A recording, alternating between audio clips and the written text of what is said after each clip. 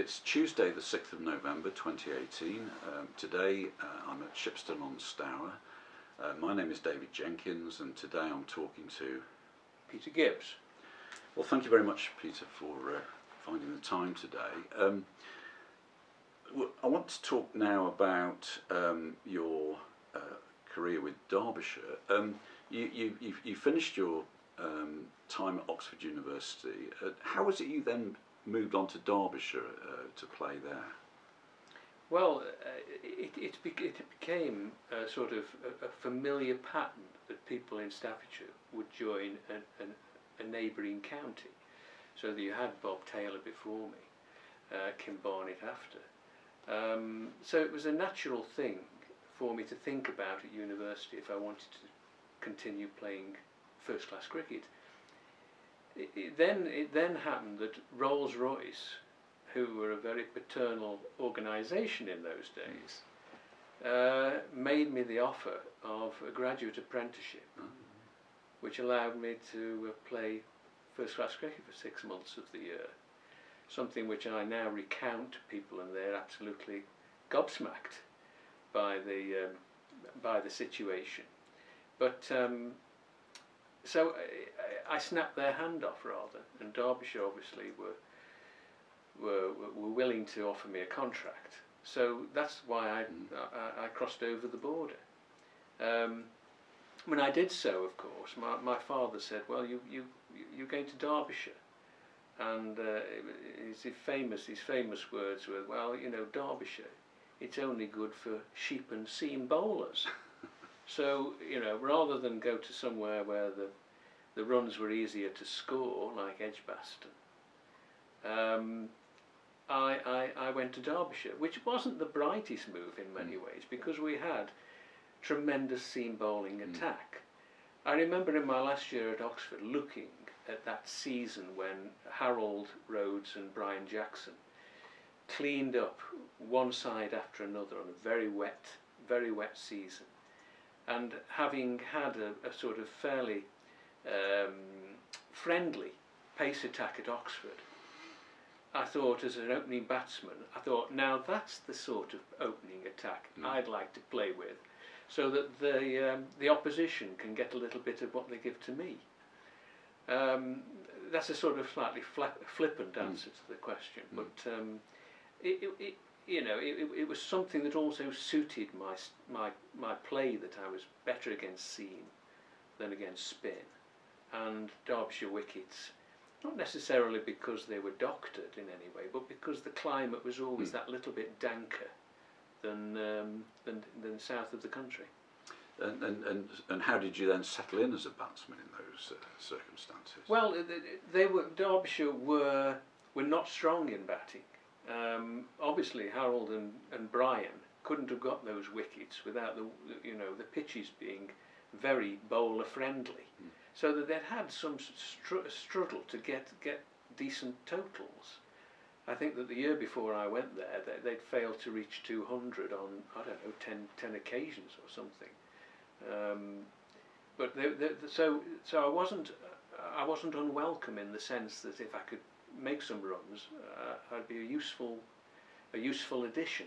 But of course, there's another thing, that if I came from university and joined the team, I was going to replace somebody who was already in it. So there was always that awkwardness that accompanies anybody being, a new recruit.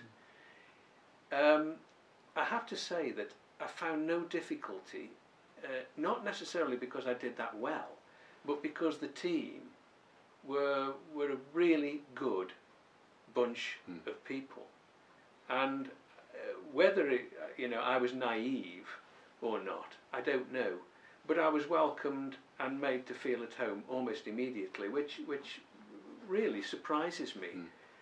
But funnily enough, I mean, most of those players I'm still in contact with and still enjoy their company. So there was something there at that particular time, which was made for quite a nice atmosphere. And what was the life like then in terms of a season of first class cricket? presumably much more leisurely than it is today. Well, yes, I mean leisurely in the sense that there obviously wasn't that sort of scientific approach to it, which there is now. We obviously didn't have all those, attendant experts in physiotherapy, physical training, all of that. We did very much for ourselves, and the same applied to coaching, really, in the sense that you relied on senior players to coach you, and also picked up an awful lot yourself. So the question seemed to imply that it was a relaxed regime, and in some respects yes, but in other respects we were actually expected to be more independent and more responsible for our own standards. Yes, but of course the county championship was quite an intensive programme. So in that sense, it wasn't either. I mean, for me, looking at the current programmes, I'm hard pressed to know 1 day's, 20 overs, 40 overs, such a variety. But that 3-day match, 2 3-day matches a week, it enabled you to get a rhythm. Everybody got a rhythm of playing. It was broken on a Sunday, obviously. I played in the first Sunday League Sunday, and that was a new thing. But previous to that, yes, Sundays had been a day to play golf, reacquaint yourself with your family, etc. So in that sense, it was a more rhythmic, steady, flow of work and activity. And I think that's a big change. That it now is more frenetic in many ways, although they don't seem to play as much cricket. No.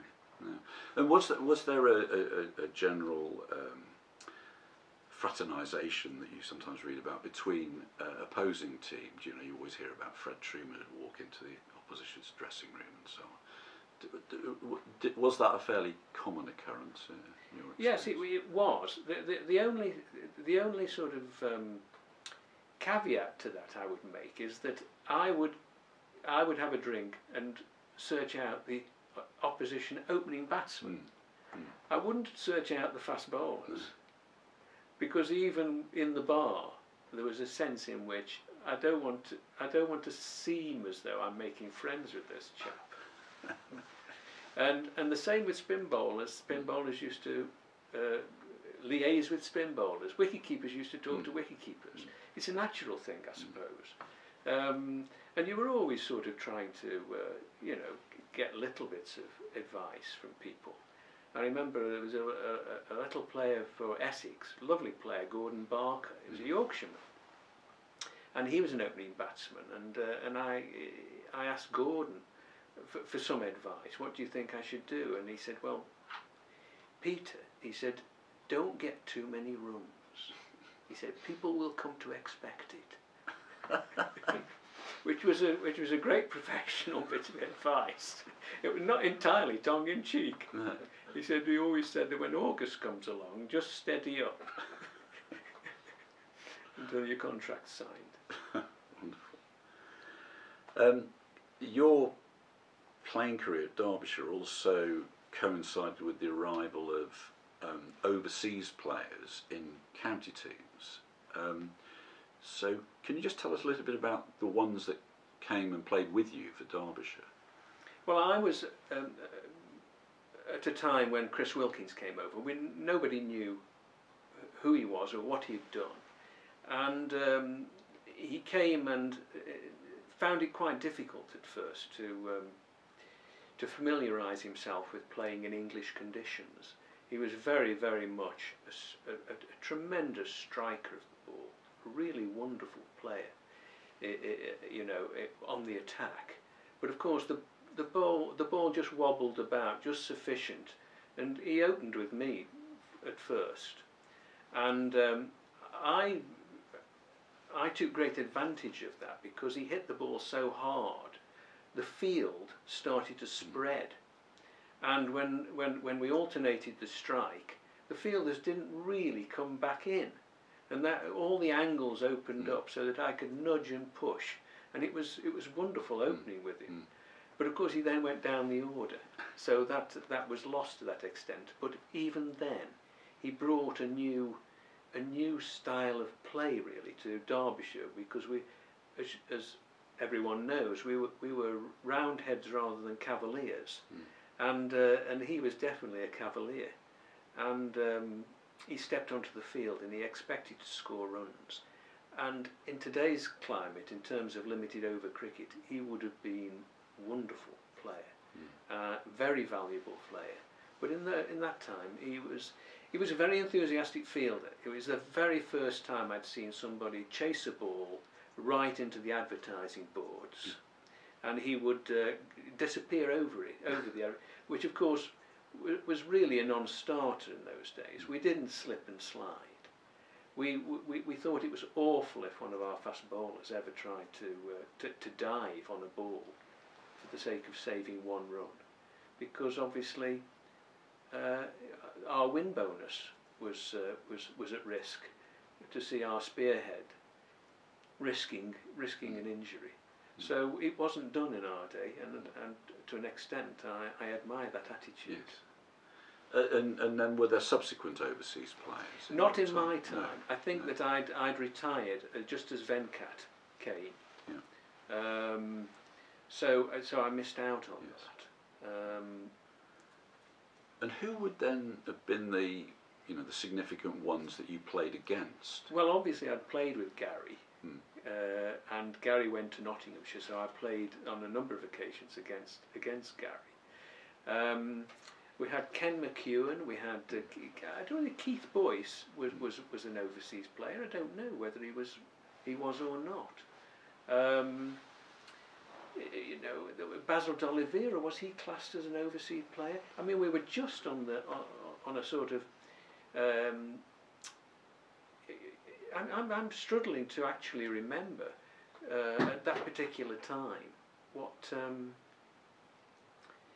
who was about. I suppose players like Clive Lloyd, of course, Clive, yes, would have come in as a young West Indian.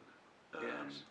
And first came to everyone's attention in a way with Lancashire and all their success. He was, and of course Kent, Asif Iqbal, who was a very important player for him. I don't know, Mushtaq Mohammed, was he? Yes. Because a lot of these players, of course, previously had to reside. They had a long residential qualification, which had previously excluded people like Sobers and Worrell from making a living in county cricket. So that was relieved at this particular point. And in my memory, they've stayed on to such an extent that they've become Anglified. I meet Mushtaq at PCA lunches on a regular basis, and so he always seems to me to be an Englishman. And therefore I'm sort of struggling. When they first of all came in, they must have been, signed up as overseas players. After that, of course, it becomes a much more regular routine that you looked around for your overseas playing. And going. Let me say that, because I'm getting prompted that, of course, there was Mike Proctor and Barry Richards, of course, and Gordon Greenwich, Majid at Glamorgan. Yes, it's coming back. And they would have made a significant difference, wouldn't they, to their county teams? Yes, they did, but it didn't feel overbalanced. I mean, I think that probably Barry Richards, Mike Proctor was obviously almost a team in himself. So in that respect, he was important. And Barry also obviously was.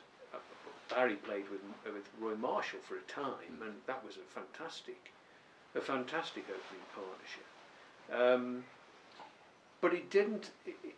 it didn't feel as if it was overpowering the championship. Of course, Warwickshire later disproved that, really, because I mean, how many overseas, once they started to relax the restrictions, and the more expensive, you know, the better off counties started to put these players. So we had Rowan Canhai, fantastic player, Lance Gibbs, Derek Murray. I mean, this was beginning to get, so you've got a movement then towards actually stacking sides against others who hadn't got those sort of resources. And going back then to your teammates at Derbyshire, who were the best players you played with, would you say? Well, if you played in a county championship side, it was a proper team enterprise. So that when you say who was the best players, well, the best players may well be statistically better than others, but their contribution to the side couldn't be measured in those terms. So you got what was typically called bits and pieces players. Well, I played all the time on uncovered wickets, which demanded a wide range of bowling skills, so that we had our spearheads, Harold Rhodes, Brian Jackson, Alan Ward, and then coming up behind them we had Ian Buxton and Derek Morgan and Peter Eyre. And you know, all of them in their own ways valuable because when they got on a wicket that suited them, they were necessary to you know, to keep competitive. So I'm going to sort of sidestep the question, because you could point to a particular year and say that was, you know, he was good, he was a good player and he had a good season. But generally, it was the unthought of, the unsung people who were actually, you know, in the engine room of the team. Some of them, of course, could be valuable because they took up fielding positions. You know, we had good slip catchers, or we had somebody good at cover, and you couldn't replace them. Even if perhaps they were not performing, you know, by making big scores or getting big total wickets. And finally, on that theme then, Peter, what would you say was your finest innings for Derbyshire? Somebody said, what is cricket? How is cricket in the game? It's a great game, because people say it's a team game, but of course it's an individual's game as well. And somebody said, would you like the team to win and you to do badly in that game, or would you like to have scored 100 and for the team to have lost? And of course, the polite response is, I would have liked the team to have won. And you say, that's very, very good. And then you say, but the next game, and you say, just a moment, you might not be playing in the next game. No, that's what makes cricket so great. It's an individual game. So if I was to choose an innings, I can choose two sorts of innings. One that didn't necessarily contribute to a win, and one that did. And of course, the most satisfying is that I contributed. I played against Gloucestershire at Chesterfield. I played against Proctor at his best and scored a century and made quite a lot of runs in the other innings, but the big thing is we won the game, and that was one that I was particularly proud of. Thank you, that's a lovely way to finish that interview. Thank you very much.